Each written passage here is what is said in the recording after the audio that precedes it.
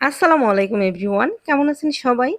চলে এলাম একটা ছোট্ট কুকিং ব্লগ নিয়ে। আজকে হচ্ছে আমি লাউ দিয়ে শিং মাছের ঝোল রান্না করব, সেটাই হচ্ছে আপনাদের সাথে শেয়ার করা। তো এখানে হচ্ছে আমি রান্না বসিয়ে দিয়েছি। আমি হচ্ছে শিং মাছটাকে কষিয়ে রান্না করব লাউয়ের সাথে।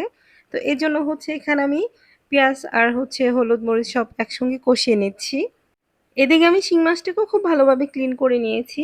এখন হচ্ছে আমি শিং মাছটাকে মশলার মধ্যে দিয়ে কষিয়ে নিব। মাছটাকে আমি ৫ থেকে ৭ মিনিটের মতো কষিয়ে নিব। কারণ লাস্টেও হচ্ছে লাউয়ের সাথেও আমি এটাকে একটু রান্না করব। তো আমি এটাকে একটু ঢাকনা দিয়ে ঢেকে দিয়েছিলাম। এখন দেখেন তেল উঠে গিয়েছে। তার মানে হচ্ছে আমার মাছটা কষানো হয়ে গেছে। এখন হচ্ছে আমি মাছটাকে তুলে নিব। কারণ হচ্ছে লাউ আর মাছ একসঙ্গে যদি আমি কষিয়ে নেই তাহলে মাছটা একদম ভেঙে যাবে। তো এজন্য হচ্ছে আমি মাছটাকে তুলে নিয়েছি আলাদা করে। লাউটাকে আমি পিস পিস করে সুন্দর করে কেটে নিয়েছি। এখন হচ্ছে আমি সেই কষানো মশলার ভিতরে লাউটা কষিয়ে নিব।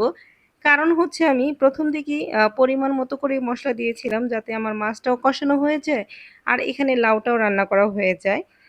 যাই হোক, এখন হচ্ছে আমি লাউটাকে খুব ভালোভাবে কষিয়ে নিব।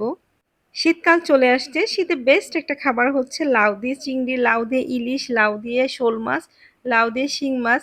খুবই মজাদার একটা খাবার। শুধু মজাদার না, খুবই হেলদি একটা খাবার। যাই হোক, এদিকে কিন্তু হচ্ছে আমি লাউটাকে উল্টে পাল্টে খুব ভালোভাবে কষিয়ে নিচ্ছি। আমার কিন্তু লাউটা কষানো হয়ে গেছে, মানে হাফ সিদ্ধ হয়ে গেছে। এখন হচ্ছে আমি এখানে ঝোলের জন্য পানি অ্যাড করে দিব। এরপর হচ্ছে আমি এখানে মাছটাকেও অ্যাড করে দিব। মাছটাকে আমি খুব আলতোভাবে লাউয়ের সাথে মিক্সড করে দিব যাতে ভেঙে না যায়। ভেঙে গেলে একদম খেতে ভালো লাগবে না, দেখতেও ভালো লাগবে না। যাই হোক, এখানে আমি কিছুটা কাঁচামরিচ অ্যাড করে এটাকে ঢেকে রান্না করব কিছুটা সময়। এদিকে কিন্তু আমার তরকারিটা হয়ে গেছে। এখন হচ্ছে আমি এখানে ধনেপাতা অ্যাড করে দিব। কারণ হচ্ছে লাউ তরকারি ধনেপাতা ছাড়া তো একদমই জমে না। যাই হোক, এখানে কিন্তু আমার মাছটাও আনাম আছে, লাউটাও একদম আনাম আছে। কিন্তু সবকিছু একদম সুন্দরভাবে সেদ্ধ হয়ে গেছে। আমি ধনেপাতাটা দিয়ে কিছুক্ষণের জন্য একটু ঢেকে দিব। এরপর লাস্টের দিকে আমি একটু জিরা ফাঁকি অ্যাড করে দিয়েছি, সেটা আমি ভিডিও নিতে ভুলে গিয়েছিলাম।